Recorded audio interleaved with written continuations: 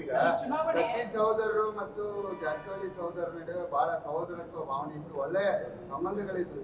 ಇಬ್ಬರ ಸಂಬಂಧಗಳ ನಡುವೆ ಹುಳಿ ಹಿಂಡಿದವರು ಜೊಲ್ಲೆ ಅಂತಾನೆ ಈಗ ವ್ಯಕ್ತಿ ಆ ರೀತಿ ಆ ಧಾಟಿಯಲ್ಲಿ ಮಾತಾಡ್ತಾ ಇದ್ದಾರೆ.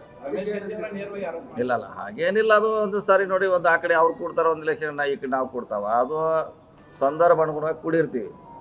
ಈಗ ಅವ್ರ ಮ್ಯಾಗ ಆರೋಪ ಅವ್ರು ಬಂದರು ಇವ್ರು ಬಂದ್ರು ಆಗ್ತಿಲ್ಲ, ಇವ್ರ ಜೋಡಿ ಕೂಡಿ ಇಲೆಕ್ಷನ್ ಮಾಡಿದ್ವಿ ಸಾಕಷ್ಟು.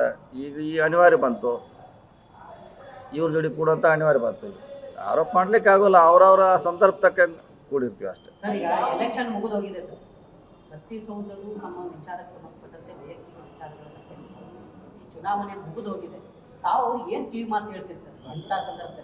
ಯಾಕಂದ್ರೆ ಬಹಳಷ್ಟು ವೈಯಕ್ತಿಕ ವಿಚಾರಗಳನ್ನು ಕೇಳ್ತಿದ್ರು, ಬಹಳಷ್ಟು ಇದು ಮಾಡಿದ್ರು. ಅವ್ರಿಗೆ ಏನು ಹೇಳ್ತೀರಿ ಸರ್?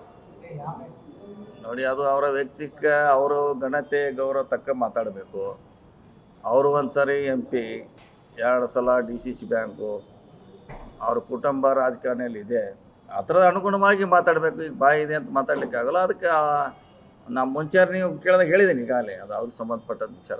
ಸರ್, ಈಗ ಒಟ್ಟಾರೆ ಚುನಾವಣೆಯಲ್ಲಿ PAಗಳ ಹೆಸರು ಬೆಳಗಾವಿ ಜಿಲ್ಲಾ ರಾಜಕಾರಣದಾಗ ಸಾಕಷ್ಟು ಚರ್ಚೆ ಆಗ್ತಾ ಇದೆ. ಸತೀಶ್ ಜಾರಕಿಹೊಳಿ ಅವರು PAಗಳನ್ನ ನಂಬಿ ಕೆಟ್ರ ಅನ್ನುವಂಥದ್ದನ್ನು ಕೂಡ ಚರ್ಚೆಗೆ ಬರ್ತಾ ಇರುವಂಥದ್ದು. ಮತ್ತು ಇಲ್ಲಿವರೆಗೆ ಚುನಾವಣೆ ಗೆಲ್ಲಿಸ್ತವ್ರು ಅವರಲ್ಲ ಅಲ್ಲ. ಇದೊಂದು ಬಾಯ್ ಮಿಸ್ಟೇಕ್ ಆಗಿರ್ಬೇಕು. ಏನು ಇದನ್ನ ನಾವು